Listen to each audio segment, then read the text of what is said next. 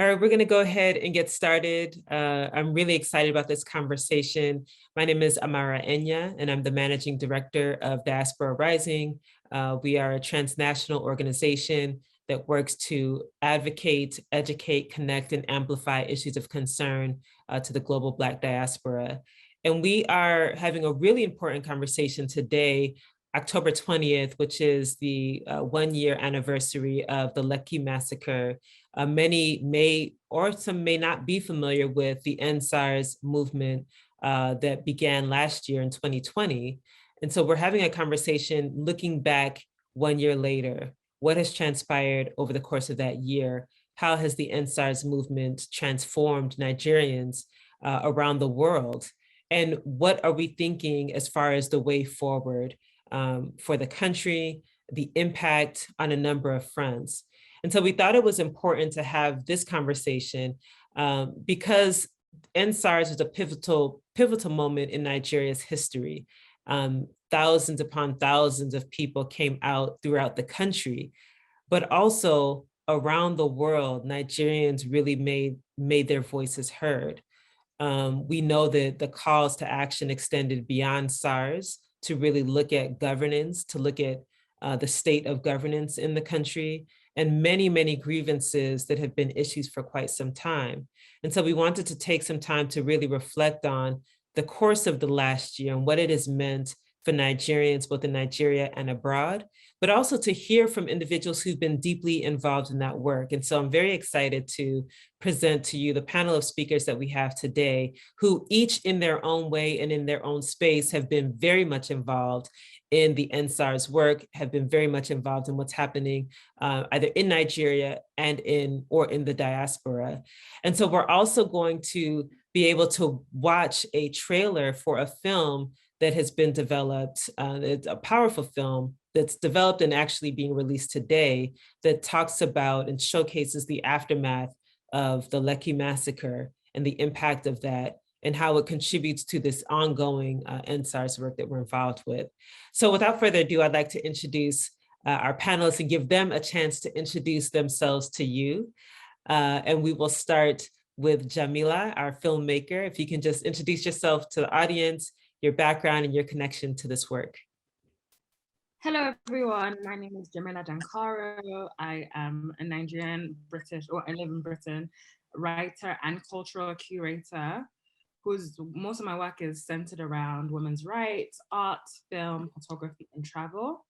I began my journey of filmmaking in 2018 after just like realizing my passion for storytelling through the medium of film. I was originally a lawyer, but after 6 years, I decided that I wanted to pursue a more creative field. I am committed to storytelling that not only stays on the screen, but extends beyond that. And I'm currently writing a book that focuses on immigrant women and their daughters, highlighting specifically issues surrounding hair, religion, and just general feelings of otherness. So yeah, I'm looking forward to being on the panel. And thank you for having me on the panel today. I'm looking forward to just speaking about my work and speaking about the film. Thank you so much. We're really excited to have you and can't wait to check out the trailer for the film. And we'll go to Emmanuel.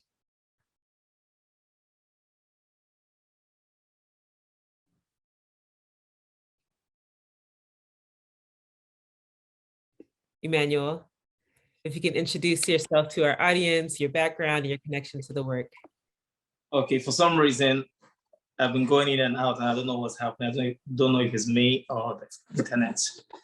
Okay, good morning, guys. Good evening, guys. And I greet you according to your time zone. My name is Emmanuel Osagay. People know me as MC Attraction. That's because I'm an entertainer, a stand-up comedian. I host events for a living. That's something I'm passionate about. I am a talk service provider. And during the day, I'm an IT consultant. I'm a Scrum Master with Accenture, an Agile coach for another organization as a consultant. I run a trucking company, that's the EOG Express LLC.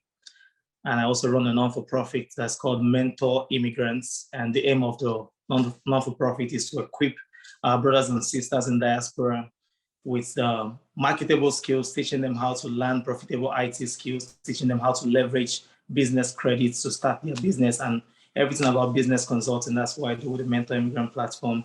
And then with the ENDSARS protest, or what's happening with the ENDSARS movements, I was privileged to facilitate the ENDSARS movement with a bunch of my brothers and sisters, Amara and every other person in Chicago. And that's where we started the journey of the Chicago Nigerians movement, where we're getting our people involved with the movement, making sure that we connect and use our voices in our platform to stop the injustice happening in Nigeria. And so far so good. I've been awake since 3 a.m. following different live streams from Files to Macaroni and all other media professionals in Nigeria to see what's happening. And from the reports we're seeing, people are getting released from those that have been arrested. So I'm excited to be on this panel, and I want to give everybody thumbs up for putting this together. Let our voices be heard. Thank you, guys. Thank you so much. We really appreciate you sharing space and your insights on this panel. We'll go finally, last but not least, to AyoInMotion. If you can just give us the rundown of your background and your work. For sure, I can do that. It's a pleasure to be here. So a lot of special thanks to Diaspora Rising for putting this together.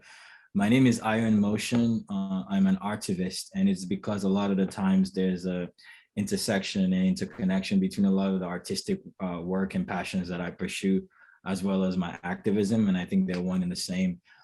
In terms of the arts, I'm an artist. I primarily perform Afrobeats, hip hop, live music with house and spoken word poetry. That's my background. I'm also a creative who puts on different kinds of events, as well as fashion designing. So a lot of my artistic aspects of things really function in that relationship. And a lot of the times you find me on stage performing or collaborating with several organizations and entities in the past, from performing at Carnegie Hall to collaborating at Apple, performing at Essence Fest, and the list goes on and on. But my activism work is very, very directed to everything I do, just because for me, impact is absolutely necessary. And I do believe that none of us are free until we're all free. And so there's just always a call to action to use everything I'm doing to make a difference. And that's what led me to ENDSARS. I'm one of the co-founders of ENDSARSNYC, and we had to basically respond to what was going on a year ago, which is honestly an incrementation of all the things that have been going on in Nigeria, I would like to say, since existence. And I think ENDSARS was just the latest illumination of that. And obviously, we'll talk more during the panel about ENDSARSNYC and that came about. But generally, as an artivist, I just try to use my art as a way to bring forth a message. I think a lot about what Nina Simone said, where it's about the art and the artist reflecting the times. And we are in very, very perilous times for more reasons than one. And it's about what can we do about it. So whether you're an artist, whether you're a writer, whether you're an engineer, whether you're an IT consultant, we're all called to action. And so ENDSARS is a central part of that for me, as is all the other causes that I extremely care about. And I hope today we can just inspire people and understand that despite the fatigue and inertia that's set in, this work is not a one-day work. It's not a one protest work. It's not a one-year work. The struggle is going to take a lot, and it will take a lot of us staying involved. Thank you so much for having me. Thank you so much for the work that you do as an artivist, which is absolutely crucial. As we know, in any revolution, it requires, we must have artists. We must have that spirit, that energy, because it's the heart of what we do. So it is wonderful to have the three of you to kind of carry this conversation forward. As we look at what's happened over the last year, there was a report that came out from Amnesty International recently that, and from other sources also, that highlighted the fact that since last year, that no justice has been, there's been no justice for those who were murdered at the Lekki massacre. And it's also important to note that a lot of what was happening took place outside of Lagos as well, that there was violence in the east of the country. And frankly speaking, issues with SARS and with extrajudicial killings in the east has been an ongoing problem. There was also violence in the north. So this was something that affected all of Nigeria. So even as we're reflecting on the 20th, on the 1 year, October 20th of the Lekki massacre, it is really looking at what has been happening across the country and for a very long time. And as AyoInMotion stated, that there's a confluence of issues in Nigeria that have led up to EndSARS, similar to what happened in the United States last year when we had the protests and the uprisings after the murder of George Floyd. And for those of us who can recall, when that happened over the summer, we also saw similar uprisings and protests taking place around the world, including in Nigeria, in Ghana, in the UK. And so EndSARS was coming up toward the end of what had been a tumultuous year. But it really is absolutely crucial for us to start having these conversations about where things go, what has happened over the last year and where things go. And so I wanted to turn to Jamila to just preview this trailer that we're going to watch so that the viewers have an understanding of what's behind this trailer, this film that you put together. So if you can give us just some context to the film and a little bit of laying the groundwork for the trailer that people will be able to watch.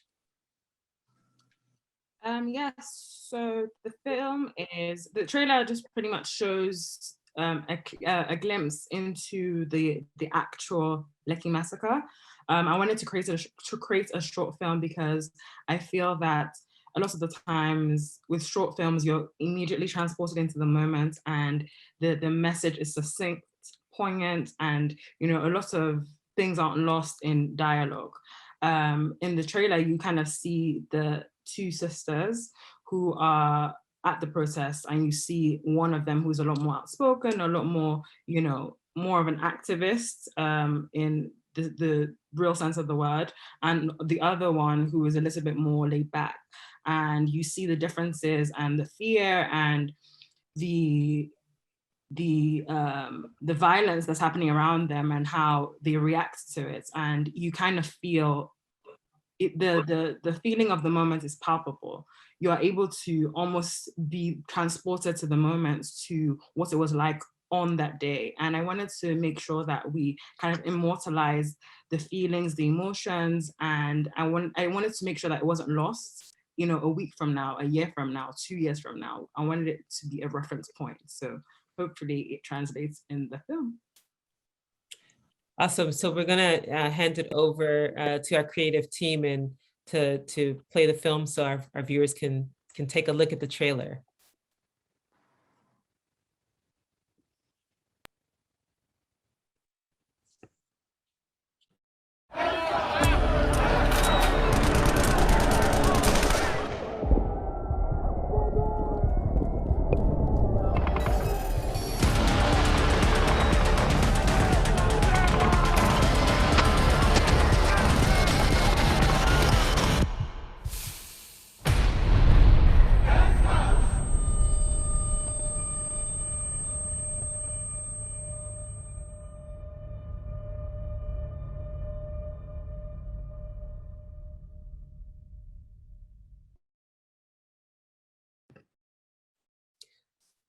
That's a powerful trailer. Jamila, can you share more about the release of the film, where viewers can check it out? Yes, so it is going to be online after this. It is available on the website, thedaystoffollow.com, and on Instagram, you can just follow the link. It is at the Days to Follow film on Instagram. And I think Rotimi has shared the link with everyone. So it is available there after this conversation. That is fantastic. And I just want to kind of lead with, and this is for all of the panelists, if you can reflect back to last year and how you became aware of what was happening in Nigeria. Can you think back to that moment? As I look at the trailer, it calls to mind where I was on October 20th of last year and how I was activated. And so can each of you kind of just talk about where you were on October 20th or whatever moment you were activated to get involved in the EndSARS work? I think for me, since my mic is already unmuted, I think for me, I was coming back home because we had been kind of just on the ground. We had done some protests in Birmingham, which is where I live. We had done some protests and we had just been trying to connect with the British Parliament. We've been trying to connect and just like speak to our MPs and make sure that we kind of connect people and give them an education about what was going on. And I remember that I had just gone out for a walk that day, and then without my phone, and then I came back and I was just bombarded with messages about what was happening. And for me, I don't know about anyone else, but there was like a numbness, just that initial feeling of shock and disbelief about, you know, our country. And, you know, I remember one of the things I said, I can't believe this is our Nigeria. And it seems just like a random statement to make, but for a lot of people, we chalk up the inadequacies of the country or the government to just a Nigerianism, or like seeing the lack of electricity as, oh, it's just how Nigeria is, or this is just how Nigeria is. But that single act felt deliberate. It was very much by design. The illusion of an inadequate government wasn't there anymore. It was very clear that these things are put in place as a system of oppression, as a system of frustration. And this act of killing people was deliberate, and it was premeditated. And for me, it was just a numbing experience. Wow. Yeah, I can hop in. See, so Jamila, some of the things you said I relate to, but on the other hand, I think there's a deep cynicism when it comes to Nigeria that many people share, including myself. And it's always about not letting that cynicism overtake the feeling of optimism that you have to have as long as you're alive, right? I think for me and for many of us last year, I remember this time last year very, very vividly. I had to go to Florida for the passing of a loved one. And we were seeing what was going on with ENDSARS, just trying to pick up steam. And I remember messaging, you know, probably 3 or 4 people. 2 of them I knew, 2 of them I didn't. And I was like, yo, we need to do something. We need to hit the streets of New York City. We need to do a protest. It doesn't matter whether 5 people are coming or 10 people are coming. We need to go, and we need to go now.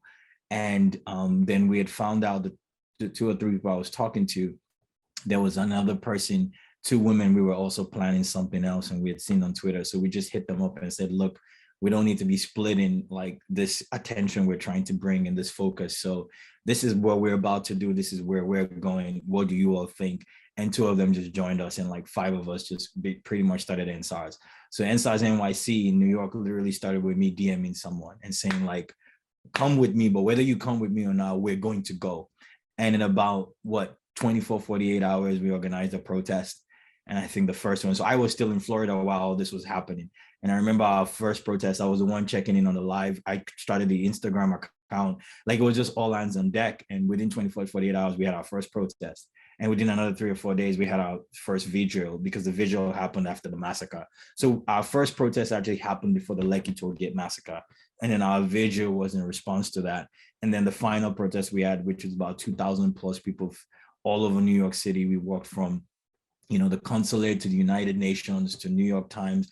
And it was just massive. And what you saw was like, I think this is the power of like, when you feel like, oh, I'm just one person, I can't do something, how you just contacting one more person, or you just saying, I am doing something, whether 5 people join me or not, whether 3 people join, because I think we wait a lot for people and everyone's waiting for everyone. So it's like, you're waiting for yourself. So if you don't jump in and just say, look, this issue is bigger than whether anyone follows me or not, I need to do something. Just like I sent that message and other people responded, like we wouldn't have gotten something started, right? And then by that connection and bringing in that organization, what I saw, and we said early, was that like we were going to be, of course, there were many of us who were leaders behind the scenes, but we were not going to be publicly like, oh, I'm the founder of blah, blah, blah. For a long time, this is probably the first time on a graphic that I put co-founder of ENDSARSNYC, because we were just trying to make it clear to everyone that it's not about us, it's about the issue. And anyone who DM'd us or messaged us, I wanted to help, we were just like, oh, not us, the issue, not us, the issue, just keep amplifying. And I think what I saw that was really beautiful was that like Nigerians, like I said, share deep cynicism that this is just the way things are. It's not that they don't care. We all know Nigerians are very, very opinionated people and they have a lot to say, but it's never this feeling of I can make a difference. And what I saw last year was everyone on the streets just saying, it's enough is enough. Like it ends today. And I think that's a reminder to us that there's still a lot of power to unlock. And sometimes, this revolution, actually not sometimes, all the time, it starts in iterations. So it's sort of like, EndSARS was one iteration of that. Another iteration is going to come.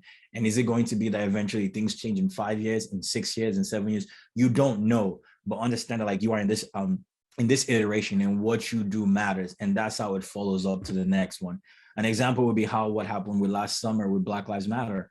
Like Black Lives Matter protests has been happening for years and years, some of which I've been involved in as well. But it's just that like that watershed moment that happened last summer is what brought everybody to bear. And still no reform laws have really been passed in America that really affects a lot of the stuff that brought about George Floyd being killed. Same thing with Nigeria. We all know that all the EndSARS protests post sessions and commissions they put together was just a waste of time. SARS in some situations still exists in Nigeria as the movement became a more collective call for ending of not just police brutality, but bad governance and impunity. Well, these things are still happening. Those who killed, the Lekki massacre, the people who shot at the protesters in Lekki, which were military officers who we know could not have done it without the sanction or the approval of some high governmental authority, has still not been brought to justice. So when I think about last year, I was posting on Twitter this morning that a part of me just feels still despondent. And it's like, man, like, did all of this matter? And then the other perspective kicks in and I'm saying to myself, well, look at what we did. And like victory is not always measured in the ultimate victory. It's measured in just how much you can move forward and keep moving forward. So when I think about the times of last year and, giving you all some context as to how EndSARSNYC started, there was a lot that we had to put in. And then we became sort of like a banner in connection with EndSARS UK, EndSARS Chicago, EndSARS Calgary. So many EndSARS popped up and we all just kind of banded together. And the final global weekend of action we did, EndSARSNYC reached out to everyone and said, we need a final mobilization where something is going on in everywhere the same weekend. So we did a global march and we did Zooms and we did all of that and then try to keep the fight going. And so that's sort of the context of how things got started with us. And when I think about this time last year, where I was, and I just can't believe it's been a year. Yeah, it seems like the time has just flown by. And so much of what you've shared sounds similar to what I know was happening in Chicago. So Emmanuel, if you can talk about where you were at this time last year and how you became activated in the EndSARS work. Okay, so it's interesting that Ayo transitioned into the Black Lives Movement, but we were activated in Chicago before the 20th. We were in the heat of things already, and we were seeing people coming out in their numbers in Chicago. I had never seen that kind of crowd all my life in Chicago. Nigerians coming out in their numbers. I've seen people come out to picnics, but coming out like that in their numbers, that shows or tells you that there's people who are passionate about their country, Nigeria. There's people who are tired of what's happening in Nigeria. And there's people who want to demand change. And there's people who want to lend their voices, even if they don't have social media platforms. So we saw the old, we saw the young, we saw all kinds of people coming out in their numbers in Chicago. So when we activated before them, we were just more angrier that night that it happened, because some of us did not sleep. We were just watching DJ Switch live, jumping from one live to the other, calling our friends and family to see if they were okay. And, after the moments, I know the Chicago Nigerians who were facilitating the EndSARS movement, because I tried to step out of taking the glory of the Chicago Nigerians movement. It was a collective effort of people just saying, hey, we're doing this tomorrow, boom. We're seeing 500 people. We're doing this next tomorrow, boom, 1,000 people. And it was like that. And again, like I said, I will reference the keyword you use, because that's what I use in my everyday job. The iteration would not happen when you want it. But just like the Black Lives Movement, we can see across all the corporates right now, corporate America, you can see the change happening. If there's any form of racism happening now, somebody's ready to call it out and it's being addressed one step at a time. So we might not be where we want to be as a country, we might not be where we want to be as a people, but the EndSARS movement last year definitely, activated something in the minds of people in the country and in the leadership. They can tell that these people are up to something. So it might take 5 years, it might take 7 years, but we will get there one day and we'll keep this hope alive and we're still activated, we're still angry, and we're still going to continue using our voices and do what we can, support financially with our strength, anything we can do just to make sure that our voices are being used. And that's why we still shout out people like Jamila, who has taken time out of her, busy schedule. Well, I don't know if you're making money from this, but if you're making money, I'm still going to applaud you because I love money. Even if she's making money, she's probably not making enough money. So it's more of a passionate project at the end of the day. Exactly, but content like this. Is that what, Jamila? I said it's definitely a passion project. Passion sponsors promotion. Passion sponsors promotion. So without passion, there's no promotion. And what you're passionate about ends up giving or putting food on your table. So whether there's something coming out or not, this is going to cut across many years. Our kids will grow up and see that somebody took time out of their busy schedule to put up a film. My friend in Chicago, he also puts up, the horrors of 2020, and he won several film festivals. So I want to commend you to, put it on film festivals, go on, get all this recognition you need, and let this film serve as something that we can use in the nearest future to connect with what has happened. Because I believe people would definitely start releasing documentaries about this. I know a friend who is compiling documentaries from all the shootings, all the protests from different countries. So, just to have something in the history that at some point in 2020, the youth of Nigeria, the people of Nigeria stood up, used their voices at the platform to make sure that this movement starts. And it will not just start and end in 2021. It's going to continue. You will see things like this coming up as time goes on. Let's keep this conversation going. And shout out to all the Chicago people that, turned out for Chicago. You need to watch the Chicago video. You think the entire city, black, white, blue, came out. Yeah. Yeah, no, that I love that recollection, because I remember, it was starting to get cold last year. We were freezing, shaking. We were freezing, but there were so many people who came out, Nigerians, other groups came out. And that's actually the point that I want to bring to you to kind of talk through, because it's something to be a Nigerian in the diaspora. So those of us who are here, we're not at home. Our families are still at home. We still have many connections home, but we're based outside of Nigeria. And sometimes there can be this sense of, well, how can we connect? How can we participate? How do we help from where we are? One of the things that I also wanted to bring up as we're reflecting on last year is, I know, having been in the organizing space, in a lot of movement spaces for years, particularly in Chicago, one of the first things that happened when things started popping off in Nigeria was I started getting text messages from some of my comrades from other movements. So folks who've been in the movement for Black Lives, folks who've been with Black Lives Matter, Black Roots Alliance, Good Kids, Mad City, local groups who I've always stood with and marched with, and we've protested together, but they reached out to say, how can we help? How can we support? Because this is our family as well. And so being diaspora minded, meaning we're connecting across the diaspora, to have Black Americans reaching out to connect with their Nigerian counterparts to say, how can we help? It's a very powerful thing, because it shows that we're not in this alone. We're not just doing this just as Nigerians, sort of separate from the rest of the world, but we have people that are standing with us across culture and across geography.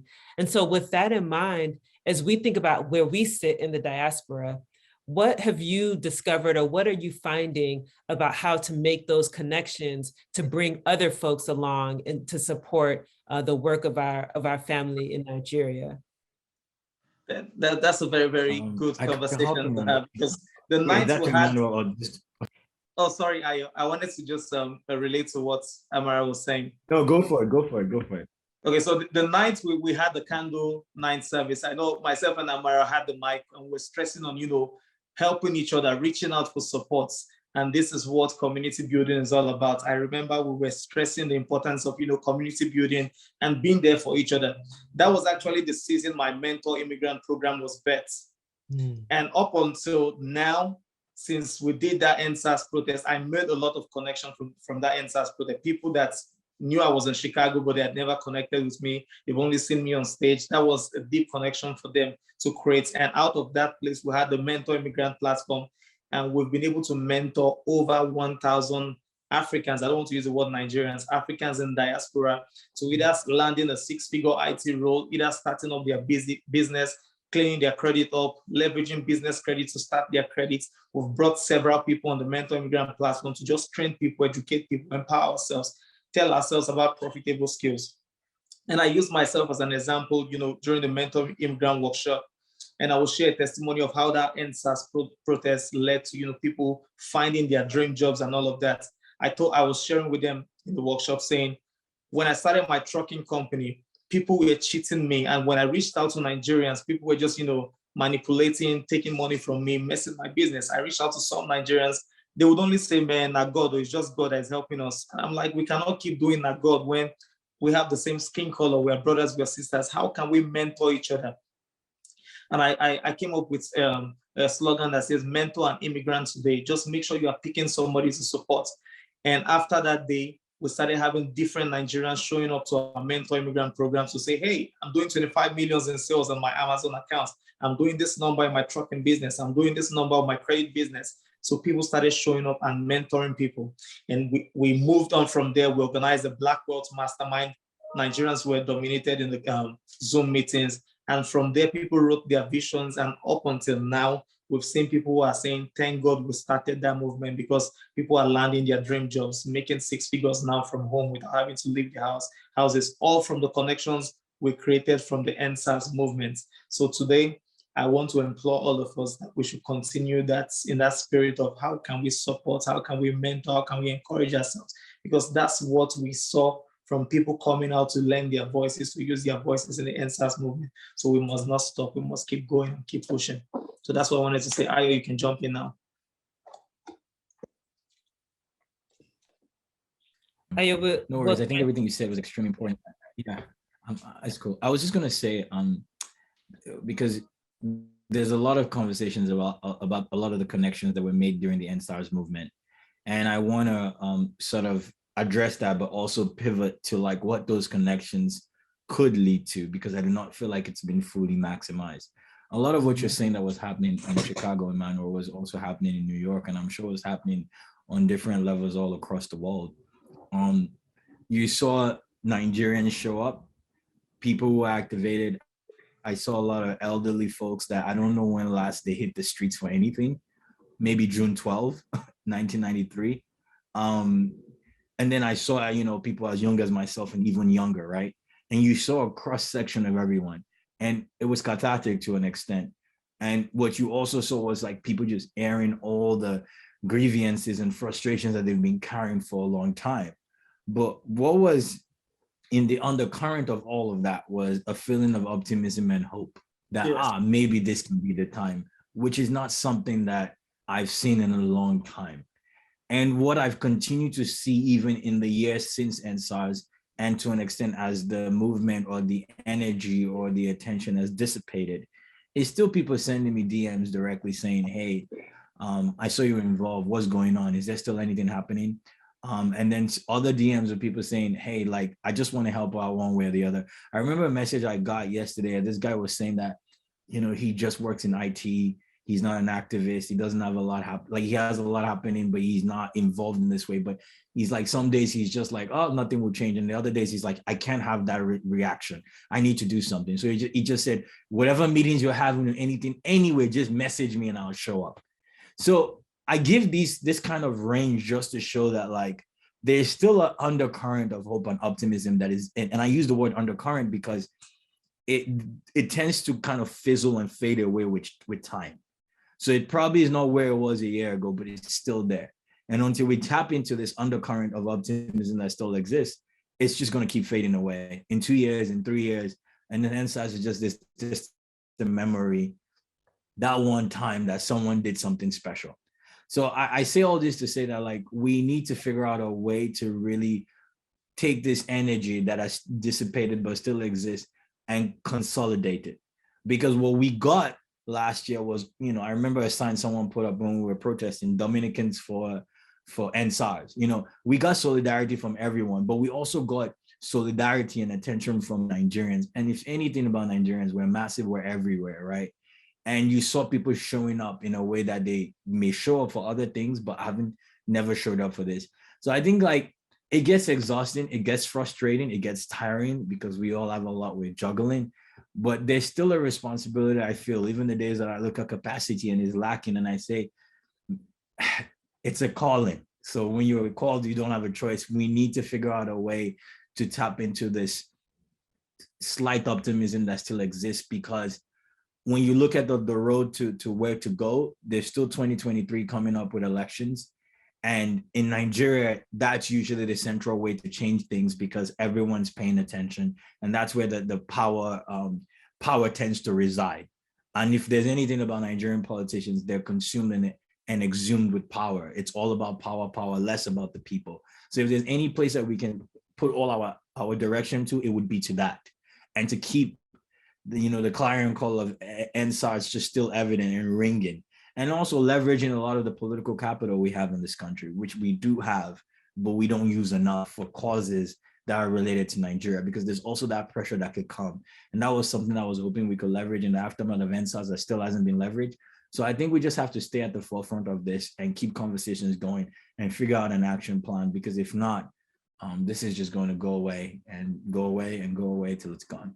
Yeah, I think that's a really important point. And a couple of things just to note is really thinking about, yes, the work that still needs to be done to really keep the fire going, if you will, and making sure that people are still engaged. You mentioned the political landscape. So we all know elections coming up in Nigeria, and there's questions around, what does that look like? How do folks get engaged? And I want to touch on that toward the end of our conversation, because it really is about what is next. But there's a component of the ENDSARS movement that I think we probably don't talk about enough, that's related to just the trauma of being involved in protest, right? Of risking life and limb. We've seen it many times. We've seen it around the world, but there is a trauma attached to it. There's a trauma, some would argue, when you grow up in Nigeria, just with the confluence of experiences. But there definitely is when you decide to speak out or to challenge the status quo, there can be trauma attached to that. And so, Jamila, I know you mentioned some of the thinking behind why an animated film. And so if you can just talk a little bit more about why you made that decision to have an animated film, and then issues around mental health and how it really affects people personally who are taking the risk by speaking out and joining the ENDSARS movement. Yes, so the reason I chose animation instead of traditional film was because even while I was just gaining information and just correlating just my studies and just learning about what happened specifically, a lot of people were still having a hard time even just talking about it. Even just having them start recording and break down into tears was such a hard thing to experience. And I wanted to be able, like Emmanuel and I have already already spoke about, I wanted to be able to keep something, immortalize the moment and the feelings of the moment. But I was struggling to figure out how to do it if people were struggling to express themselves. So I thought that, something as weighty as this ENDSARS event and, police brutality and the topics surrounding the violence and the use of state-sanctioned violence, I wanted to make sure that it was done in a way that was worthy of the conversation, as well as keep the feelings still there. With animation such as like BoJack Horseman, they tackle these issues without taking away from the conversation. They tackle it, and then there's that playfulness of the colors of animation that the messages are still there. It's not as traumatic. It doesn't evoke as much trauma. The emotions are still there, but it isn't as visceral. It isn't as in your face. So I wanted to make sure that that was done. And the biggest thing that was a struggle for a lot of people was the fact that even just passing through the toll gates was such a huge task. A lot of people went around the toll gate itself. Even while I was speaking to animators, even while I went down to Nigeria to, make sure that I took pictures and to to distribute to our animators and to just talk to people and just kind of storyboard, it was something that people were having a hard time even driving past. And, you know, even the Uber drivers I was talking to at the time were recollecting some of their friends, because a lot of these were young men who are drivers, the Uber drivers, and they're talking about how difficult it was for them and how they feel anxious when it becomes nighttime, and how they're always worried about their partners and thinking about how they should get home before it gets dark. And those conversations were things that were chilling to me. They made me feel very overwhelmed because as people in the diaspora, I think that, you know, like you said, there is a trauma of being a protester, but then it's also that, for me, I had a sense of guilt towards not being there. I don't know if anyone else had experienced that, but a lot of my friends who I'd spoken to who live in the UK or in America or Canada spoke about that overwhelming sense of survivor's guilt and overwhelming sense of why we weren't there on the ground at that time. And I wanted to make sure that I honored them in some way, immortalize the moments, immortalize the families, immortalize the memories. As you said, Dr. Amara, you spoke about, you know, Amnesty International and the investigations that were done, and the fact that, you know, the investigation said that 38 people were killed, but, you know, we all know that a lot of those numbers were lost because some people are still not even found. A lot of families don't even know where their loved ones are. So I wanted to make sure that those conversations and those emotions were there as a documented reference. I was talking about the fact that I wanted to make sure that, you know, as sometimes as Nigerians, you know, when they're living in those day-to-day space, in Nigeria day-to-day, it's difficult for them to kind of carry that flag of ENDSARS every day because they have to live in that situation.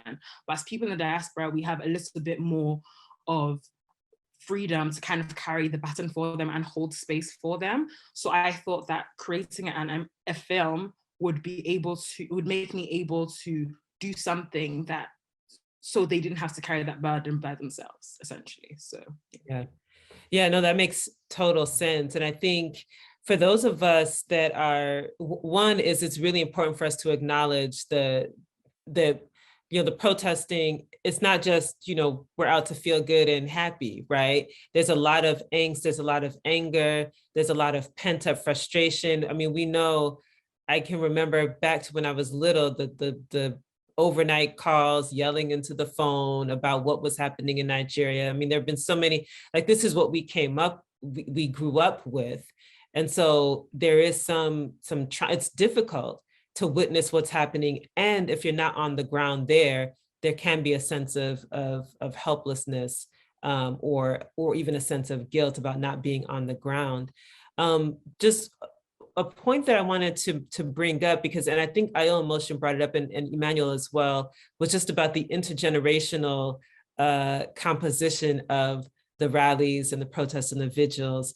I had seen people who, when I was 4 years old, aunties, uncles, who I knew from my dances and our cultural events, who are now in their elder years, that came out to protest. And it's one of the most powerful things that I've seen and experienced, because we know when our parents and our uncles and aunties came, they put their heads down and they're working, they're raising their kids in a strange place. They're trying to, you know, just trying to make it.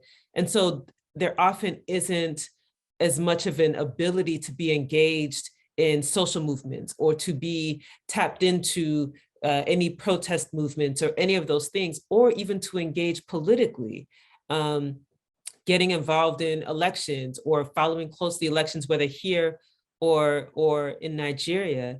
And so to see that evolution, to see our elders who gave so much, who are outside of the country, but standing in solidarity with young people was so powerful. And so I want to just pose this question to each of you: is how have you seen Nigerians evolve in your experience being in the diaspora? How have you seen sort of an evolution in how we approach politics or how we approach even social justice movements. Have you seen that? And if so, what has that experience been like?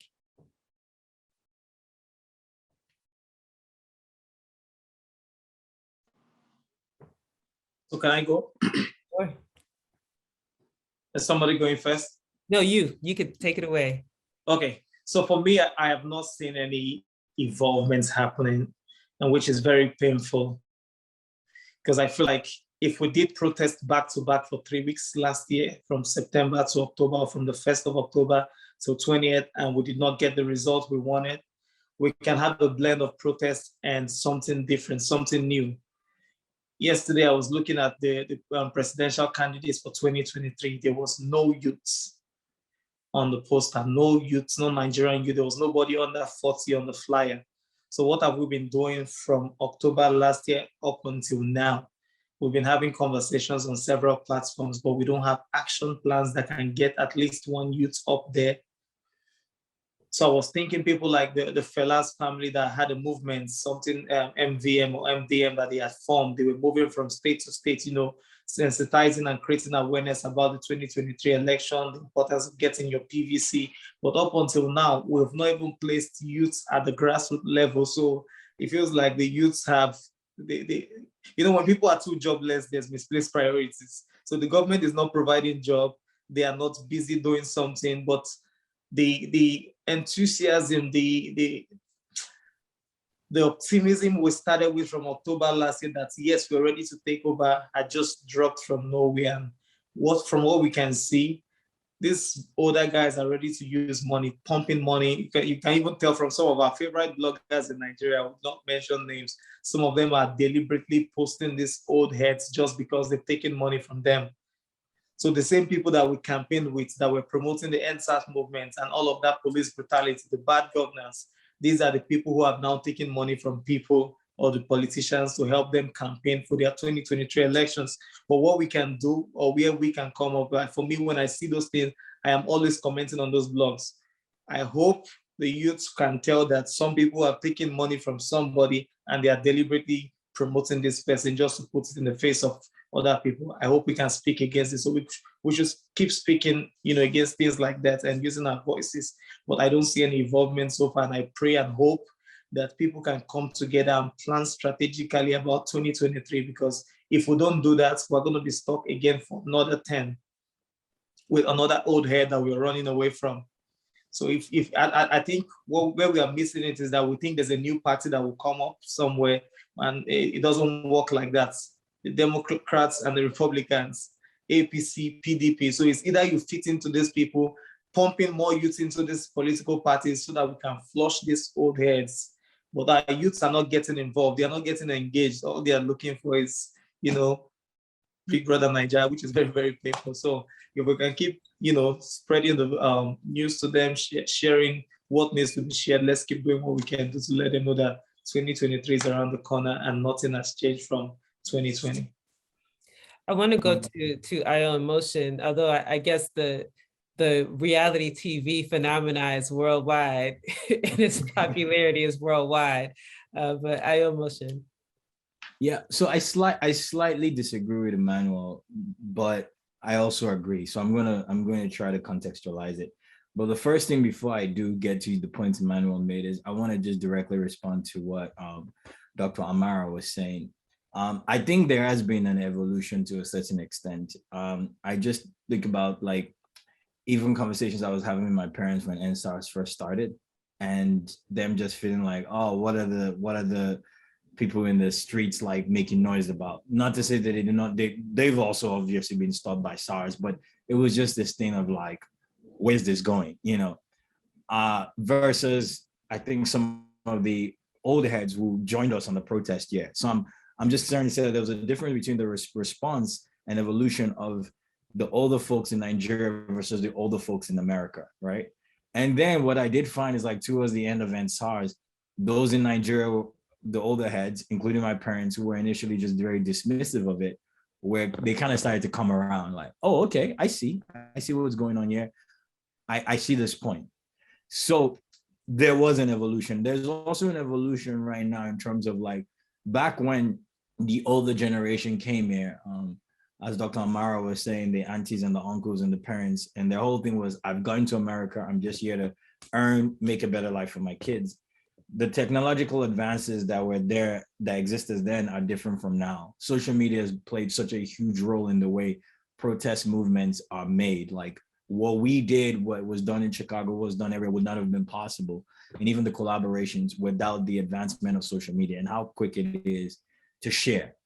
What happened with the Lekki Tollgate massacre without DJ Switch going on IG Live and just documenting things will probably not have been visceral as we saw it. We'll hear about it. That was unfortunate, but you see it, and if there's a difference. So I do think that sorry, 1 second. I do think that there's an evolution. Now, that evolution can continue, right? And it's about where it goes, which now goes back to the point Emmanuel was making. Emmanuel, the point you're making is systemic. When you talk about like, Big Brother Nigeria, the youths, whatever, it's the same thing everyone says about the youths. The youths are plugged in. They're the ones, and we're the ones who led ENDSARS, right? They're very much plugged in. But what sets in after these movements, or the moment, because the movement needs to continue to be sustained. So the moment dissipates is, people have to feed their family, right? People are jobless. There's economic issues. So you're there sitting down and you're saying, I just saw my friends killed at Lekki Tollgate massacre. Everyone has gotten back home. I'm still jobless and I have no food. So what am I going to do? You know what I mean? So you're a blogger who can even be approached by some of these nincompoop of leaders we have to post stuff. That means you even have some recognition to an extent, right? But go even away from the bloggers and just look at the average person on the street. Like there's no economic sustenance in the country. People are dealing with the effects of COVID-19, and COVID-19 also showed in Nigeria it's a hustler economy. So if people are home, they're not making money. You need to go out there and literally fish. So I think let's not be so quickly dismissive, and let's just really come back to the fact that the issues that ENDSARS spoke about was not just to end SARS, but it was to end poverty, governmental impunity, and bad governance. Like these things run deep, and it's because people don't have a choice. Now, when we say there's no one on the presidential roster that is under 40, I think that's where some of the mobilization that we can do here in the diaspora could really go a long way, because the way politics works all over the world, even here in this good old America, is money. Money talks, right? Money always talks. And organizing is attention, it's people, but then you have to pair with money. And you've seen some political candidates in this country come up a little bit more in the last couple of years because small private donations of people like you and I, $5 here, $10 here, spurred them. That donor network does not exist in Nigeria. And that's where we can come in and build a movement that can give the support, can give the attention, can sometimes give the outside political attention to check if things are going off, put pressure on those other entities, and then also provide money. Because these candidates you speak of that are under 40 are going nowhere in America, but are certainly not going anywhere in Nigeria if there's no money to prop them up, money for campaigning, money to settle some of the people that we don't want to settle, but that's just how it works, money to get the youth involved. People started showing up to ENDSARS because in some of the ENDSARS protests, we're feeding people. They were literally feeding people. There was also like, I don't remember, is it Fem Network? I don't remember the name, it's my memory. Yeah. But how they were also doing like, donations for medical supplies and all that stuff. So people are like, okay, I could go protest because this really bothers me, but at least I know there's a meal waiting for me. The average thing that everyone is just trying to do is to feed themselves and feed their family. So I agree with you, but I disagree with you in the sense in which that we cannot fix these issues that ENDSARS is more of, is more symptomatic of, right? If we cannot organize in a way that addresses the systemic deep issue when it comes to politics in Nigeria, when it comes to starting an actual revolution, and when it comes to actually bringing about change. And to that point, I mean, you bring up some excellent points, and I think it's important for us to know that there's so much that we can learn from past movements, from ongoing movements, and from other countries and cultures that are going through similar experiences. So what you're referencing about people's basic needs being met, the Black Panther Party was well known for that. They provided breakfast for kids because who's learning if you're hungry? They provided, basic resources for people in the community, access to jobs, food for families, because you can't proselytize to people if their basic needs aren't met, if they're tired, if they're hungry, if they don't have somewhere to live. And so these lessons about how movements grow, how we reach people where they are, there's a blueprint that we can pull from and apply to the Nigerian context. What does it look like as we're organizing? Because that's the key, is to organize, to have people in villages throughout Nigeria, to talk to them, to engage them, and how that happens. So how do we meet their needs and meet them where they are so that they are receptive to the message? Because the status quo and the establishment will use the tools at their disposal. They have money. They'll take money and they'll pay. I mean, we know that people that were paid to disrupt the protests or to turn them into something else. We know that they will use those tools to their disposal. And so for us, it is, how do we look at the blueprint that's been of successful attempts, successful efforts, and how do we share our strategies across cultures? Because there are people in Colombia right now, Afro-Colombians, that are dealing with state-sanctioned violence and police who are killing them with impunity, right? Same context, different language, but there are things that we can learn from each other, that we can help each other on and strategize so that we can move as a collective, because that's how we build power.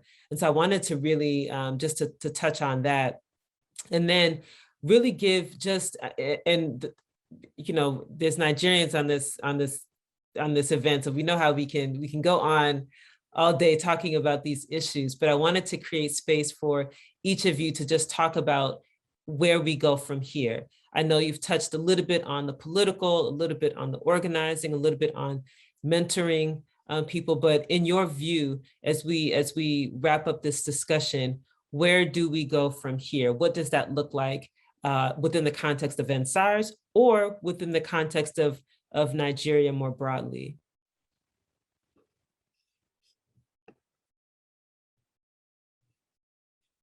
I think one of the biggest things for me during this process, and even over the last few years, has been the access to our history. And a few documentaries that I've been watching have been very enlightening. But the problem was that the access to get the information for the documentary was almost impossible.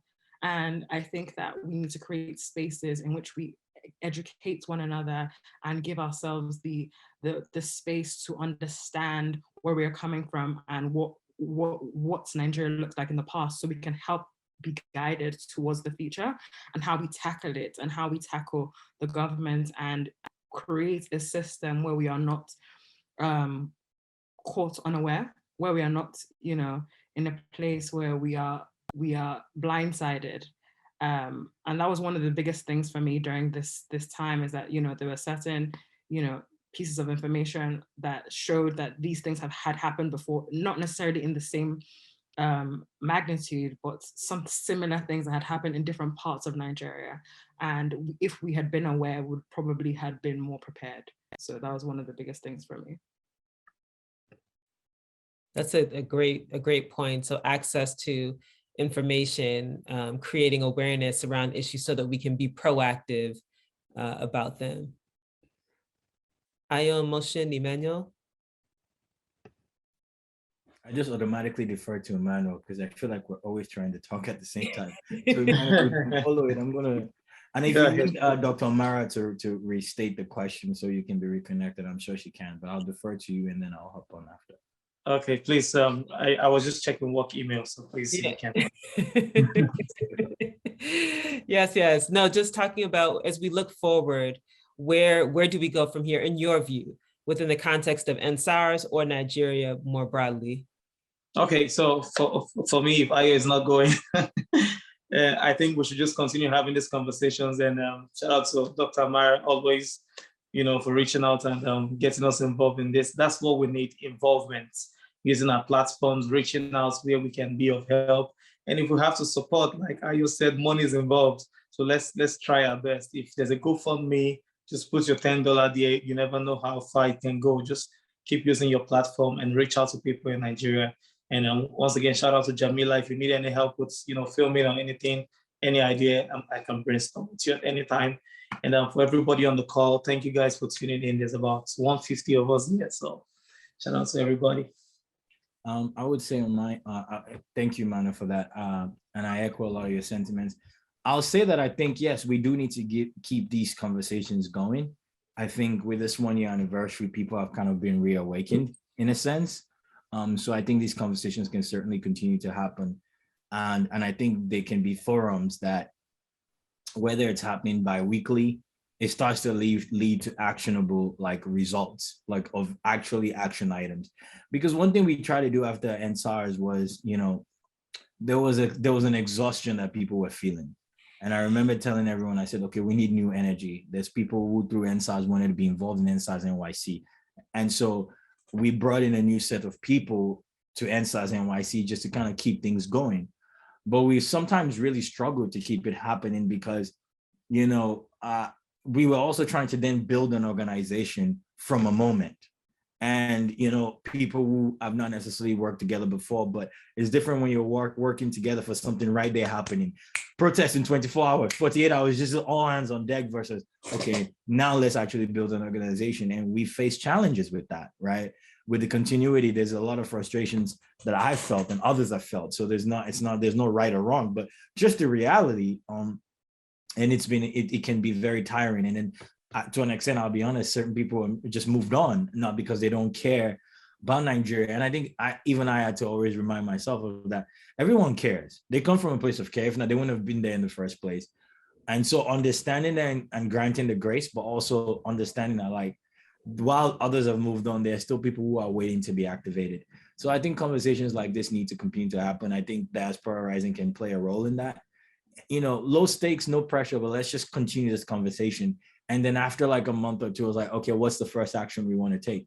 I think if we're going to make any changes, I see it as two things. One, some form of and people do want to donate, because even during ENDSARSNYC, people literally reach out to us where can I donate? And we're like, no, we don't want your money because we don't want to touch money.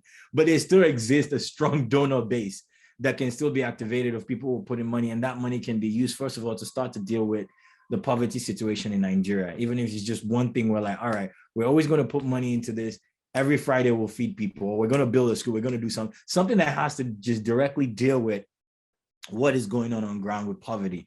And the other end is just amassing and leveraging political power that exists here in preparation for 2023.